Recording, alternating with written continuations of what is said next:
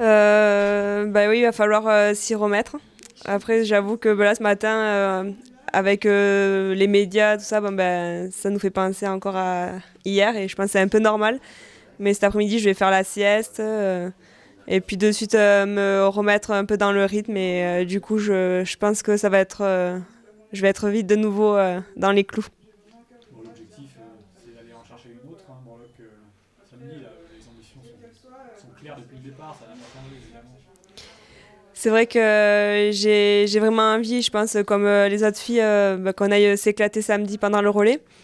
Ça va être avant tout ça, l'objectif, c'est que chacune prenne beaucoup de plaisir dans sa course. Et si déjà on arrive à faire ça toutes les quatre, je pense qu'au bout, on peut avoir un beau résultat.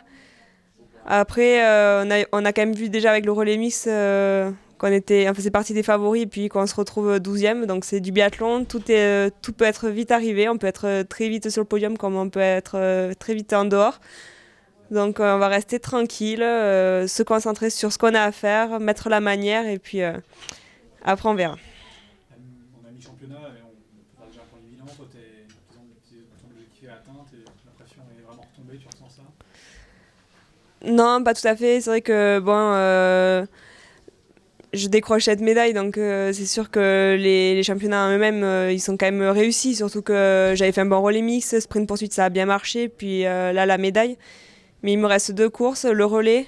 Après la mass start, je vais vraiment aborder ces courses ben, une par une et rester mobilisée jusqu'au bout parce qu'il y a encore de belles choses à aller chercher et j'ai pas envie de passer à côté de ça. Pour les gens qui connaissent pas trop un peu le sport et c'est des championnats qui durent longtemps, c'est dur de rester mentalement à fond comme ça pendant 10 jours là, sur ces championnats. Ouais, des championnats du monde, c'est très dur parce qu'on fait 6 courses en 10 jours. Et c'est très intense, c'est-à-dire que tous les 2 jours, il faut remettre ça.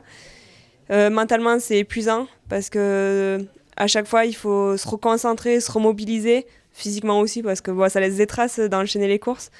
Mais c'est ce qui fait aussi la beauté de l'événement, c'est l'intensité. Et puis courir ici à Ruhpolding, on oublie tout ça et parce que dès que tu arrives dans le stade, qu'il y a autant de spectateurs, même si tu es un peu fatigué, et ce qui est normal, et je pense que c'est la même chose pour tous les athlètes, tu oublies vite et tu te laisses emporter par l'événement parce que c'est trop génial de courir devant tout ce monde qui t'encourage du début à la fin. Et moi, ça, je le savoure à fond.